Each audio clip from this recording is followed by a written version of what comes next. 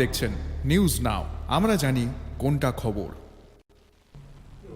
Monsoon सत्र से पहले सर्वदलीय बैठक में भाग लेने के बाद मंत्री किरण रिजिजू ने संसद के सुचारू संचालन के लिए एकता और सहयोग का आह्वान किया। दूसरी ओर कांग्रेस सांसद प्रमोद तिवारी ने रविवार को कहा कि विपक्ष पार्लियामेंट में ऑपरेशन सिंदूर, बिहार की स्थिति, फॉरेन पॉलिसी पर चिंता और वर्तमान सरकार के तहत अनुसूचित जातियों और महिलाओं पर बढ़ते अत्याचार सहित कई महत्वपूर्ण मुद्दे को उठाएगा।